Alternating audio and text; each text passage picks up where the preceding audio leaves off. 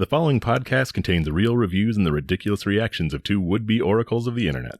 The opinions expressed and presented are mere musings, so please humor their hijinks with a laugh and not by taking anything they say seriously.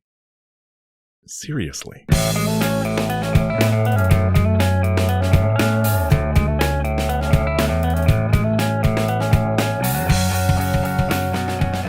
This. Hello and welcome to ReviewParty.com. I'm Brent. I'm Matt. And boy, do we have an episode of a podcast for you today. It's about the internet. It's about reviews on the internet. It's about comedy. We read those reviews on the internet that are funny, and then we're funny ourselves. Believe it or not. I believe it. I believe it. We're the only review podcast on the internet that's slowly becoming more and more true. Our enemies are falling constantly. Day by day, we watch them bite the dust. It's like when you open when you pour soda in a hornet's nest and then you go back later and like crack open the bottom and they just fall out. Just dust to the wind. I don't know if I've ever done that, but I'm going to have to try it now. There's something like, or when you put the oil can, the bucket that just has some gas in the bottom and you cover the whole hornet's nest up. And then when you take it away, it's just, they're dead. You want to start this week? You know what? Sure. I'm going to start off with this Amazon review of the Logitech G305 Lightspeed wireless gaming mouse. Hero 12K sensor, 12,000 DPI lightweight, 6 programmable buttons, 250-hour battery life, onboard memory, PC Mac, black. It's a sick, cool, fun wireless mouse for the gamers. But it looks fairly ordinary. I have here a review from Justin M. Justin titles his review, "Good mouse performance, but surface material wears after just 6 months." He writes, "When I first picked up this mouse, I was ecstatic at the performance. I'd never used a wireless mouse that compared to a good wired gaming mouse. And this mouse delivered. Even on my 165Hz display, there was no noticeable lag. I thought, why would anyone pay over $100 for a higher-end mouse when the performance on this one was essentially perfect? I generally kept it at low DPI 400 and high poll rate setting for the general usage and gaming. Well, 6 months later, and I'm on the market for a replacement. Not because I'm dissatisfied with the performance, but because the plastic has worn from a matte textured surface to a smooth, greasy feeling finish in the areas where my fingers grip the mouse. I've had high-end wired Logitech mice that have held up for years, and I was pretty disappointed that this one wore down so quickly. Granted, I was very happy with the mouse in the 6 months I used it as my primary pointer. There are products on the market, such as lizard skins grip tape, that you could apply to the mouse either after it's worn down or to prevent the wear in the first place. But I'd rather not have to cover my mouse in stickers personally, and the cost of the tape will only push you closer to that of a higher-end model. Great mouse for the time it lasted, but once the surface wore to a smooth, slick finish, it felt very unpleasant in my hand, and it had to go. I opted for a higher-end mouse this time, hopefully one with materials engineered to last longer than 6 months. 4 stars. I think he's going to be very disappointed when all his mice more and more quickly freaking decrowed in his further and further greasifying hands. They shall all succumb to the same fate. That's what I'm saying. I'm saying this mouses aren't getting, the plastic isn't getting cheaper. That might be true, but it's like a unrelated correlation, whatever. This man, just by fact of being a man and aging, he's getting greasier. There's more and more grease secreting. He is slowly putrefying. Right. Until your inevitable slimy end, you will get greasier and stinkier. And this is just one symptom of that. Especially, he's got that low DPI, high pull rate bullshit That means he's got one of those big desk-sized mouse pad, and he's fucking flailing his arms around. All over the place. all over. One of those gamers, quote, gamers, that you hear breathing a bit too much while they're playing the games. Yep. No, I'm a quick muter these days. I'm the type of mute where it's like, why did I not just mute everybody right from the opening seconds? You don't need to know that there's actually a human here. You'll understand when I make some stupid mistake that I'm a human playing this game. Yeah. But you don't need to hear it. Oh. But with those big swings he's taken, that's just more sweat, more grease. Centrifugal force is forcing more grease out of your hands onto your all the way out mouse. to the ends, to the fingertips. And that matte finish, that powder coat finish you got on your mouse, this is perfect. There's so much surface area in the tiny microscopic bumps that is the matte surface. I'm holding my mouse right now. It has a little bit of the your fingers go here. It's worn away a little, but that's just how I know my mouse knows me. It's perfectly form factored to my hands now. Yeah, it's like the creatures from Avatar. You've linked yourself up with this thing. Yeah, put the old brain link in. Ooh, man, that would be so stupid. It's too sexual for me. It is a bit like sexual in a marketing. What do you call it? Not a prayer circle. What the hell? My brain isn't working. I need that Mountain Dew sugar. When you get a bunch of old people together and you make them watch a movie they don't like, and then you ask them questions? Test. Test group tests. Yeah. You know what I'm talking about? Yeah. Yeah, they said we sterilize that sexual stuff. Just make it weird things that come out of your head. Right. It's just sexual enough to pass by that crowd unawares, but still be underlyingly weirdly sexual and tall and blue. Apparently Justin here didn't get it with his first mouse. Like 6 months and you're tossing that thing? Good golly gosh. How much did this cost you? Yeah, you gotta... I don't know. Why are you trusting Logitech? I know they're... I've never had a problem with Logitech products, but it's like... It's trusting the Yankees, man. You can't. Yeah, the big ugly face of just consumer hardware. Okay, well, enough of this gooey guy. Let's get to another gooey fella who is inexplicably linked to mechanism in this product. Fisher-Price from Amazon. The Fisher-Price Imagine Next, a DC Super Friends robot toy, the Joker, Insider, and Laughbot. 12 inches, lights and sound. A figure for kids 3+. So you get a Joker mech and a little Joker guy to put in the Joker mech. Dang, that sounds so cool.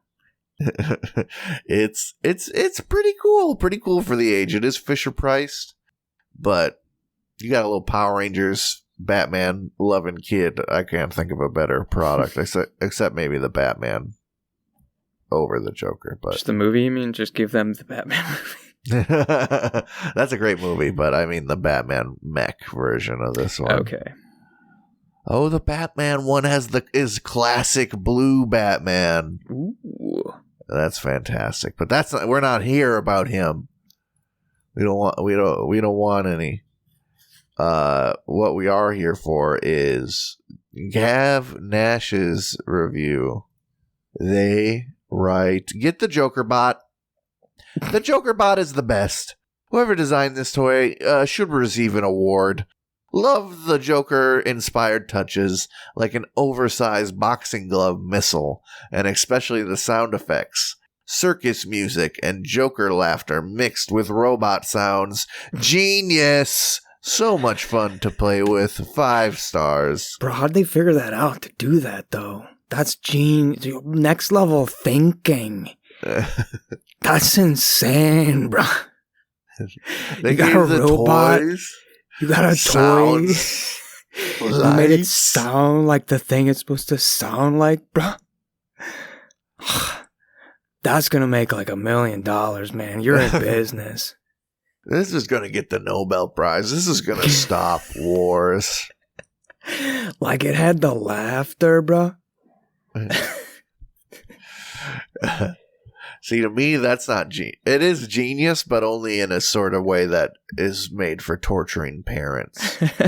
Yeah, see, that's what I'm thinking, is that this parent is someone who just like didn't get a single toy as a child, or never like treated. Once they became an adult, they full on went adult, and they didn't let themselves get any little treats or cool things. Well, and now it's coming back tenfold. Yeah, I'm a college student. I must make my pot roast and have bread. And now they're 38 years old, and they've got a little punk-faced child wanting the Joker mech. Like, he doesn't even know who a Joker is. It's got sounds and lights, and the sounds correspond to the character. All these years, what I've missed. See, I was thinking I was gonna hit the little play sound button and some Fred Durst, some I don't even remember, Limp Bizkit. Some Limp Bizkit was gonna jam through the speakers. Joker's favorite band. I mean, I could see that. That'd be a great character quirk of Joker. Yeah, there's a couple Jokers that came out in the 2010s that definitely listened to Limp Bizkit. Who absolutely hated Insane Clown Posse, though. Right, those aren't real clowns. Posers. Now, Batman, did you hear the trash the Insane Clown Posse just put out? And you call me a criminal? My father was a bit of a juggalo.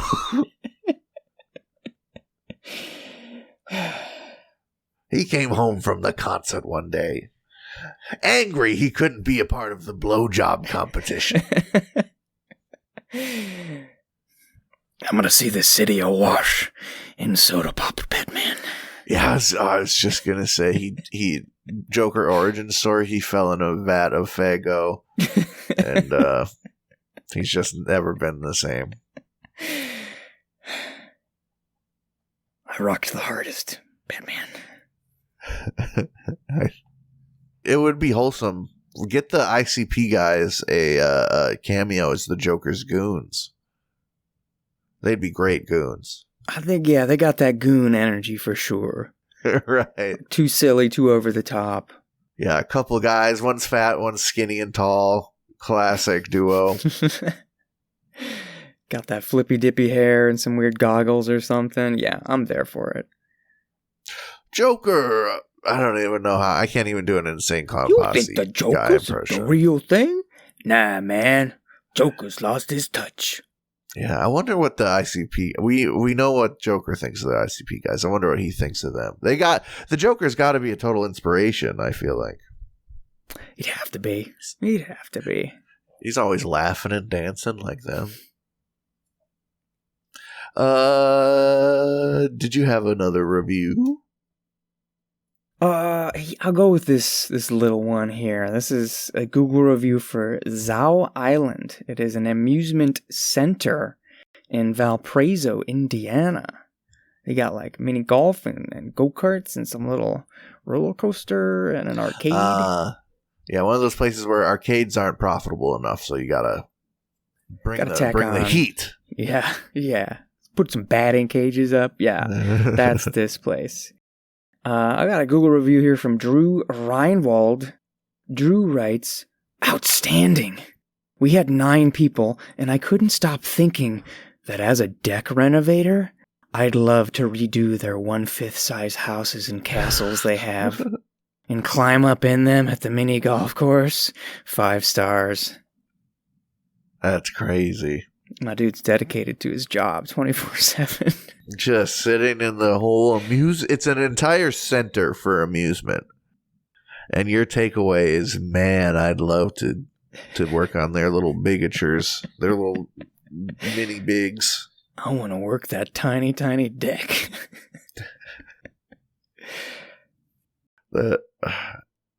I guess there has to be a guy who's into mini golf architecture just for society to be balanced. Somebody does that. Somebody has to go around the whole country making little wooden buildings or fiberglass castles, dragons. But you guys, we talk about you got to know your audience. I mean, I'd love to think that there's like 1,000 other like wholesome carpenter dudes who like read this review and now are making pilgrimages to the amusement center to see the architecture, but I just don't think that's a realistic expectation. Yeah, this reminds me of like most of the fall festivals that I've been to in the past handful of years, where they've got the little bunny pens, and the little bunnies have little houses and barns, and I'm pretty sure they're the same houses and barns in each place. So I don't know that there's this vast subculture of 1/5 scale architecture and techie enthusiasts. Right, it's just sort of mass-produced crap for the most part. Yeah, or it's one guy who's very, very dedicated, and yet he's an unknown. Yeah, I do all the little houses for all the amusement centers across the Mississippi pipeline there. I do good work. It's alright. I don't like to brag about it too much. I'm kind of like that guy in the meme who's standing in the corner. They don't know. Well, now you know. Yeah, my work's so good. They don't even leave reviews for the arcade or the mini golf. They just talk about my little decks. The castle gets a shout out every once in a while. That makes me feel good. I'm big on the castle, but I put over the most work in the little deck. I like it when little guys get on and around my little deck, start observing it. These are all to code. You might not think they're to code, but I know how to build. You could drive a damn Mazda across this deck. I ain't talking Hot Wheels neither. But it really does leave something. I wish I knew anything about how the amusement center actually ran. Because, sir, I'm not going to be amused by the little deck, I'm afraid. Yeah, it'll catch my attention for like 15 seconds, and then I'm putting and moving on. Your little deck does not hold my attention. I'm not a monolith of a man. I can appreciate more than a little deck. A big deck. A little hole, a bunch of holes, and you got to put your golf ball in one, and you don't know which hole it's going to come out on the other side. Yeah, I love that. That's great. A little ramp. You got to shoot your golf ball over, or else it just floats back to you. You plop the sucker in the stream. Ooh, that's always fun. Perhaps a windmill whose blades make it a bit scary to try and get your ball in the hole. You know, there's so much more complex mini golf and amusement center carpentry that the little deck. I just can't. We're gonna take a break and go look at some little decks. Yeah.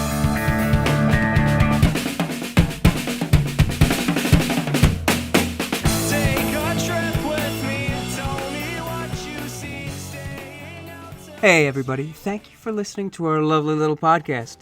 If you'd like to go above and beyond in supporting our show, or have the most fabulous conversation starter since sliced bread, go to reviewparty.com. Click on shop and explore some fabulous t-shirt designs. Where's your favorite place to wear a t-shirt? On my body. Mine is at the store. That is a good place to wear a t-shirt. Reviewparty.com. Click shop. Why stop there? Don't stop now. Don't stop me now, because I'm buying a t-shirt. I'm buying a shirt. Ladies and gentlemen, friends, neighbors, welcome to the second half of the episode, and welcome to... It's hot in here, because that's a steaming pile of reviews. Ugh. What is that you're referring to, Matt? It's the segment where we go to Steam, the online video game store, find a bunch of reviews for the same game, and read them to you, because when reviews are written by incredibly perpetually online people, they have a certain sort of lilt to them. They've got a certain, just like, buried, miles deep tongue-in-cheek to them. They're funny sometimes. That's what I'm saying. Huh? Anyway, I've got some steaming pile of reviews for a certain game called Split Fiction. You familiar with this game? I know it's big with the kids these days. This one's, people are talking about this. People are yapping about the Split Fiction. This is like a co-op game where, if I'm remembering right, it features two ladies, two female protagonists who are like authors. One for sci-fi and one for fantasy, and somehow they end up in the worlds of their books, but they keep jumping back and forth genre to genre. Which, as a gamer, that sounds cool and intriguing to me. Also, that it's co-op gives me some warm feelings. And I don't know, I was thinking about it. It might be a fun game, but we'll let these reviews decide for us. So starting out, I've got a review from Oitza. Oitza, in all caps, writes, "This game is for people with issues. And it's the same for the ones who created this game. I played this insanity with my boyfriend, and now I want to smash his head into a window. My nervous system can't take this game. Have a nice day. Not recommended." 3.1 hours on record. I wish they said why. I wish they gave any inkling why they couldn't take it. Were the co-op puzzles frustrating? Is your boyfriend stupid? Yeah, did you just like say, "Ugh, we can't teabag in this game. I want to teabag everything. That's what makes a game good." I don't know. I don't even know. Were the aesthetics troubling? They didn't give us anything. Nothing. We do get a bit from VP here. VP writes, "Best waiting for wife simulator. 10 out of 10, would wait again. 6.1 hours on record, recommended." Sometimes it'd be like that. And then sometimes, but it makes the puzzles that your wife does beats before you stand out even more, doesn't it? Yeah. I mean, that's fun. When you, hey, I'm glad he recommended it. Like, you found a game that your wife has deigned to play with you. Right. Sometimes that waiting is the best part. You look over, you see her like move her head as she's turning a corner. You're like, "Oh, I remember when I used to move my head to make my character move, even though that's not how video games work." Yes. And have yourself a little quiet moment in gaming. God forbid. God forbid you just enjoy some quiet contemplation. Yeah. Or check out your character's idle animation or something. That's always a good tickle. Yementh has this to say, "I've been playing Split Fiction the same way I play with myself. Solo and using both hands and a leg. Recommended." I mean, it's cute if you do the little, "I'm playing the co-op game by myself" YouTube video, but that's all it's worth, buddy. Yeah. Matty Ice 3D TV writes, "This is not online multiplayer. It is strictly co-op. I pre-purchased this game thinking there was some matchmaking feature. Don't get fooled. It's not online multiplayer. Kinda sucks that they'd reduced their player count for no reason. Not recommended." Do not worry, but if you've ever looked at a player count for a game that isn't for like research purposes, it's purely for, I don't know, any sort of decision whether or not you should play it, you're totally cooked, man. You're beyond. Yeah. Capitalism has grabbed you by the throat and your brain is forever fried. I don't know. Either he didn't read the full description or he's wrong, because I feel like other people were talking about matchmaking online, but I don't know. I didn't do all that research. With a game like this, where it's like an intimate co-op playthrough experience, you gotta go in having a buddy. You can't do I think it they with did say you can do like I don't know what it's called, game share feature where only one person needs it. Which is, hey, they don't have to do that. They're making it easier. You find anybody who wants to play a game and they can play it with you. Yeah, this guy's personality, that's easier said than done for sure. Yeah. Sir Lloyd the Breathless, and now his name makes sense, writes, no lesbian sex, not recommended. Ha ha ha. Very, very funny review. Ha ha ha. Yeah. Giving us gamers a bad name. Us freaking gamers and our good name. Everyone thinks we're so clean cut and cool and nice. We're so polished and mature. And respect women and anyway. Radical writes, great story, fun mechanics, solid sound design, the list goes on. Pretty much a beefed up version of It Takes Two, and it completely smashes it. 9 out of 10 because I have to see the EA logo when I launch the game. Recommended. See, now here's someone on the real shit. Yeah. I mean... It's EA Sports. It's in the game. There are rare moments where I do not mind the EA. Sims is EA, right? Yeah. Yeah, so I don't mind that. EA Sports games are stupid. The guy saying that is kind of silly. I don't like microtransactions or games that are the same every year with a slight repolish or updated roster. But I don't flat out hate EA. I do. You should too. I mostly do. No, I hate them a lot. I hate them a lot. And I think they have one of the jump scare, like, flashbang logos, too, where you play at night and your pupils dilate when you see it. Actually, Bandai fixed theirs. Bandai heard people making fun of them for that, and then they went dark mode. Yeet God writes, again, we got somebody in all caps. Make my controller connect to the game, please, brother. Not recommended.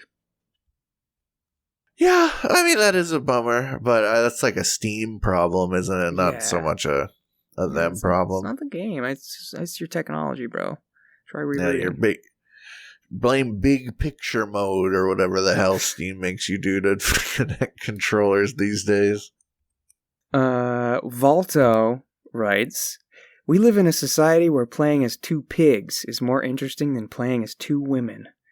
Recommended. I don't know what he's trying to say by that. I have to withhold comment.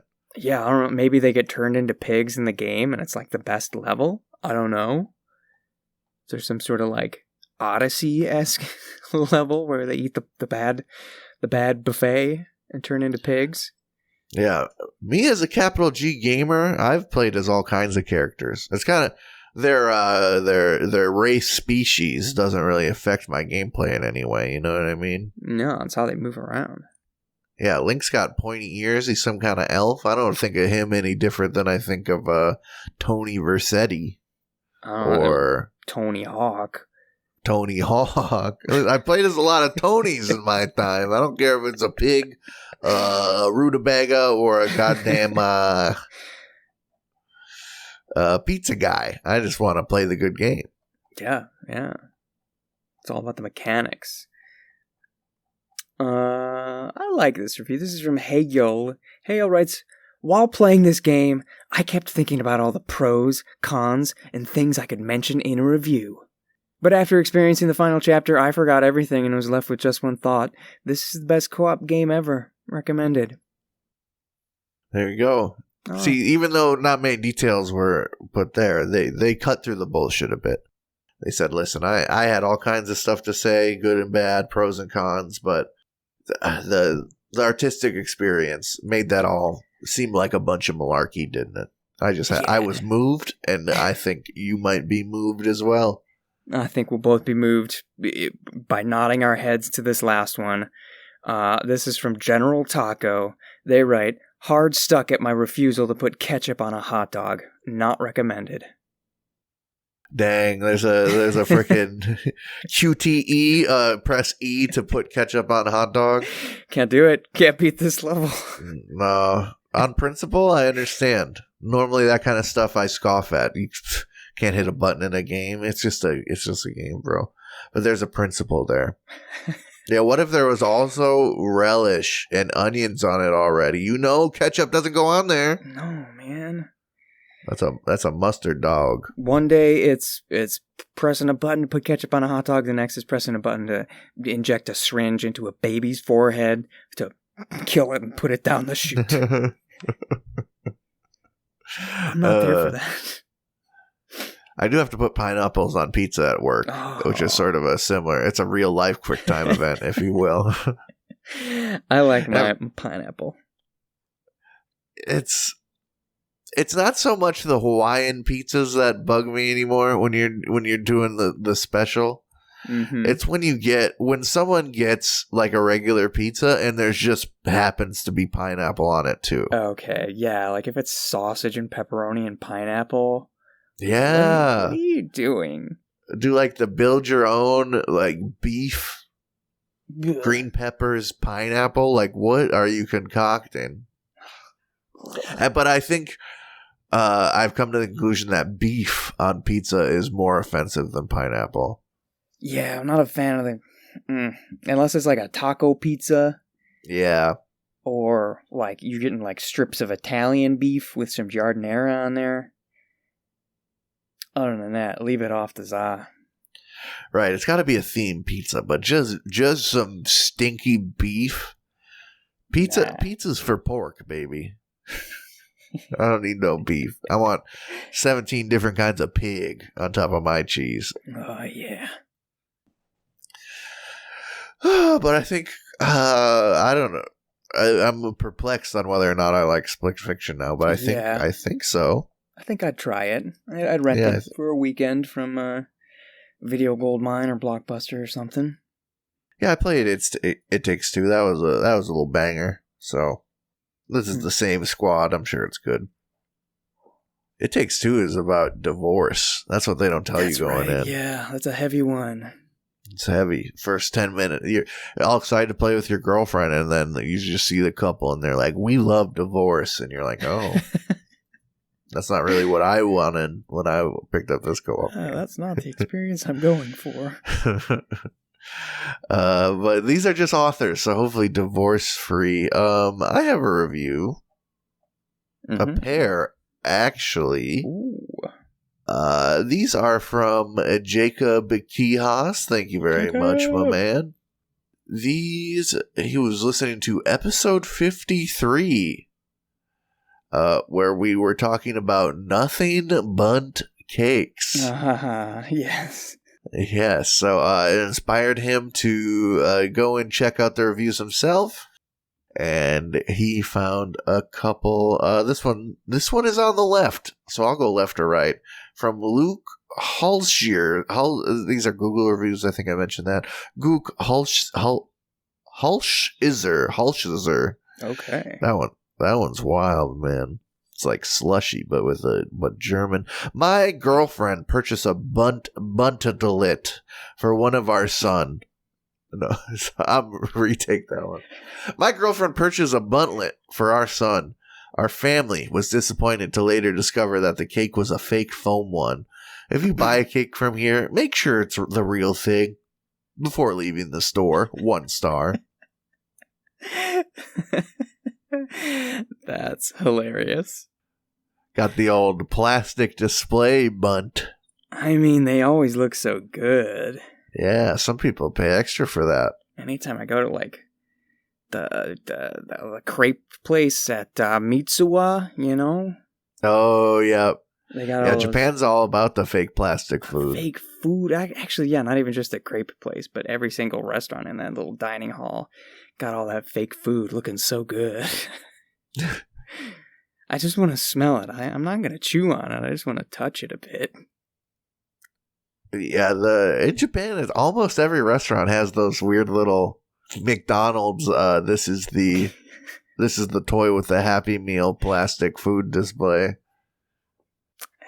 and it's They do be looking good sometimes. It is a good invention for like, that's exactly what I'm getting in this restaurant. Yeah, so smart. And it's more real than like what they display in McDonald's commercials and stuff. Yeah, for sure. It's going to be a pretty good match. Now, if you got a foam cake, that's a bummer.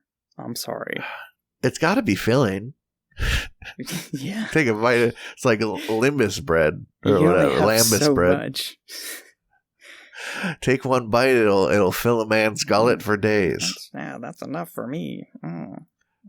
We do have a wet noodle response from owner. Okay. Hi, Luke. We apologize that this happened. We take comments like this seriously and like discuss it with you in detail. Will you please provide us with information about your experience?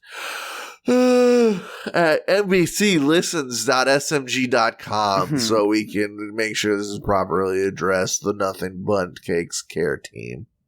Now, I have to think there would have been a noticeable, even if it is a Bundt lit. A Bundt lit is not the smallest. The Bunttini, if I'm not mistaken, is the smallest Bundt varietal. It's the tiniest evolution in your chain. A Bundt lit is pretty sizable. It's like a softball. So I feel like you would be able to tell just based on weight if you had a true cake with that thick cream cheese frosting, or if you had a piece of foam in a plastic box or a bag. They didn't trust the denseness. Unless you get too soft. Like a cop who doesn't know their gun is loaded or unloaded. You lost your touch. With how he was working, he could have got home and there could have just been an IOU buntlet in there. And he wouldn't have noticed. It's just, a little note inside. A smiley face with a tongue sticking out. Thanks. We have this other review from Abby Madison. They write, very unaccommodating. My fiance and I are not big fans of cream cheese, and the owner insisted every Bundt cake comes with buttermilk cream cheese. There was no option for a bare Bundt cake, let alone another frosting. My fiance is lactose intolerant, and they said we could just scrape it off. 1 star. Yeah, you can. You absolutely can. They were speaking the truth. I didn't want to hear it. How rude. Yeah, I mean, been a bit, maybe I haven't even ever been in a inside of a Nothing Bundt Cakes, but it isn't exactly like a proper neighborhood bakery, I wouldn't think. Right. There's no sort of subway line, build your own Bundt area. No. It's all about consistency. Airtime.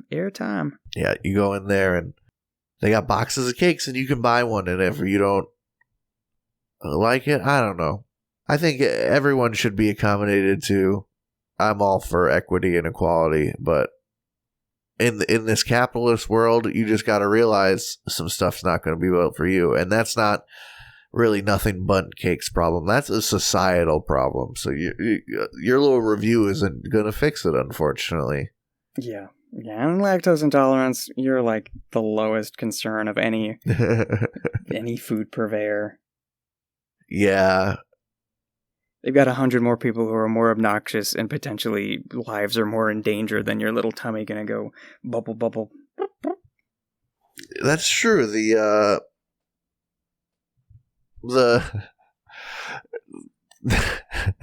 A place that makes its money off cream cheese frosting, just, they're not making money off you lactose intolerant people. Why would they cater to someone who's not going to get returns on that investment?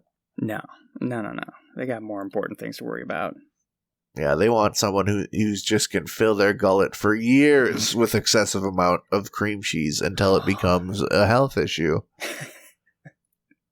And then they pass away and their kids have to keep buying the cake forever to remember them. That's exactly the normal bakeries. That's how they keep customers. Customer Nana's retention memorial techniques. Service. You gotta have all those Bundt cakes.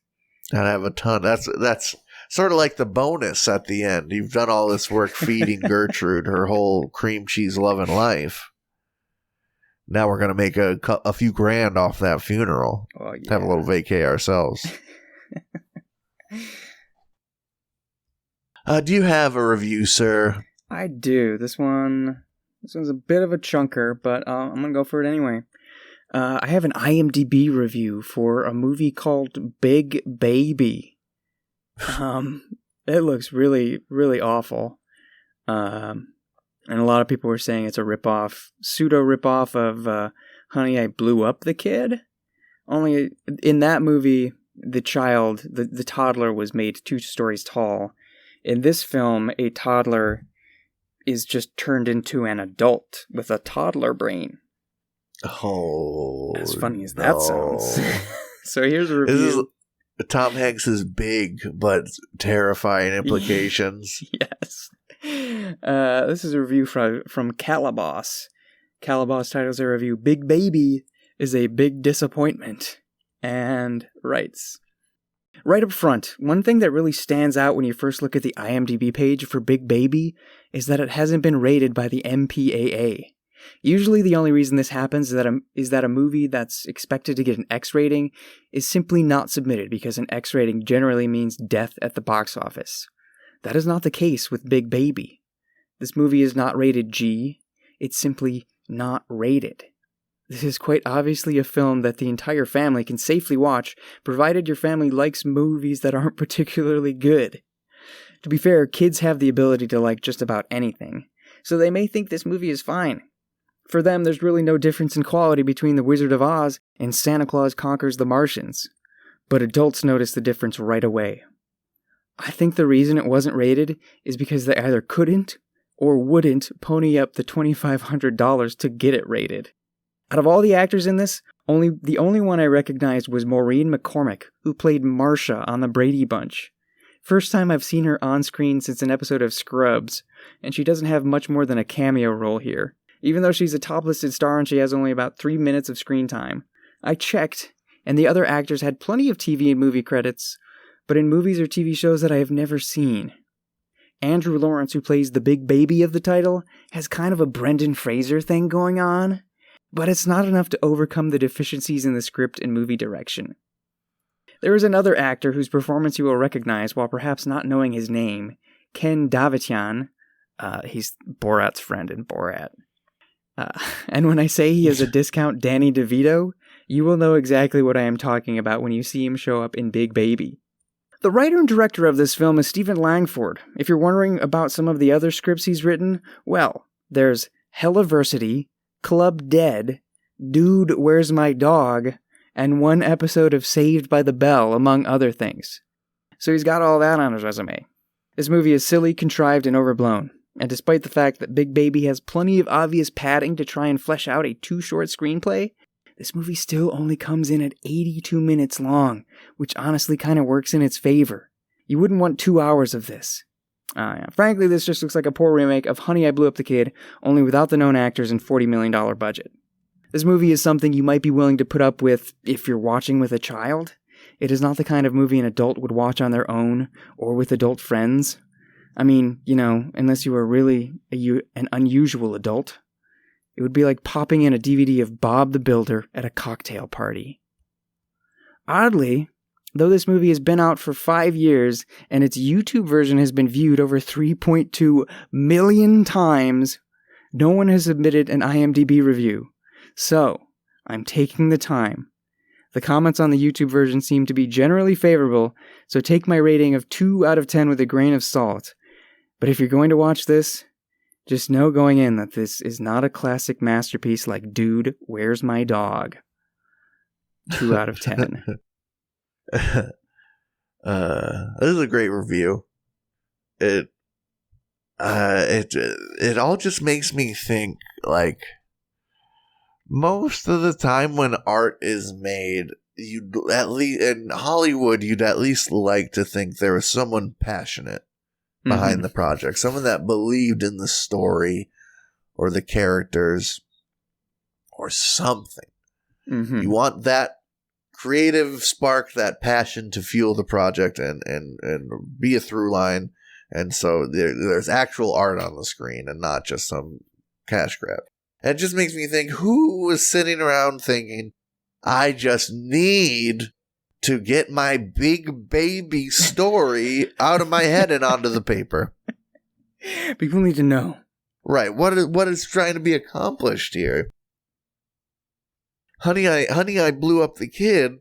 I haven't seen it forever, but it's a story about family, about, caring for your kid and making sure they're all right. There's a heart there. Yeah. Big baby. I don't know. It just sounds perverse. The whole thing. I'm glad they did say, listen, don't worry, anyone can watch this. But the lack of rating, I mean, did they not want to pay for it? Or is there just a secret perverse messaging underneath that they didn't want to get out? I don't know, man. I don't know. But hey, it's got Marsha in it. She's looking good. Marsha. Good for her getting a quick check. Yeah, I'm sure it was like, listen, you'll just be there for a few minutes. Well, you get $1 billion. Then you can go on vacation. Yeah. Get yourself away from this big baby. I would need a damn shower after I was on the set of Big Baby. Yeah, same. Everything smells like diaper. All right. That's enough of this show, isn't it? Enough. Thank you for listening. Thank you for making it to the end of the episode, listener. You're part of the Real Ones Club now, whether you like it or not. You're real as heck. Realer than whoever wrote the Big Baby. I'm going to say it. New episodes every Tuesday. That's right. #Tuesday. Reviews Day. If you'd like to send an absurd review for us to make some ha-has over like Jacob did. Thank you, my man. Thank you. Please send an email with a hyperlink to the review to reviewparty.com @gmail.com and include your name so we can throw you credit. If you want to reach out to us in some other way, shape, and form, find us at reviewparty.com on Instagram and TikTok, at reviewpartypod on Twitter/X, or go to our website, reviewparty.com. There's a contact us page there. You can do that, or you can just go to the blog, go to the shop, go to the listening platform area, link to other stuff, explore the blue and the colors and the general good times and sentiments. Yeah. All right. Very big thanks to Nosebleeds for letting us use their jam bread for breakfast throughout the episode, every episode. If you heard that song and thought, wow, good song, you're right. Know that you are right and you are true. And that you can find more songs by them on Spotify, among many other places. Just search Nosebleeds, one word. I think I forgot to say that last week, so sorry, boys. Okay. I was sitting there like, should I ask? Or did I just miss it myself? No, I felt when I was editing, I felt that energy from the silence on your track. Like, Matt knew. Matt knew I missed it. Follow, subscribe, favorite, hit the button wherever you're listening. That's what I was so eager to say last week. So it's palpable. It's potent. I have a review to send us out of here though. From Amazon. Retirement Gifts for Dad Men 2025. Gifts for men, him, dad, husband, grandpa. The legend has retired. Leather can cooler sleeves holder, 12-ounce best retirement gift for coworkers. Let's go, boys. Yep, it's a faux leather beer koozie that says the legend has retired. Brent titles their review, Sucks. They write, doesn't fit a can properly, horrible product, 1 star. You had one job. Oh my God.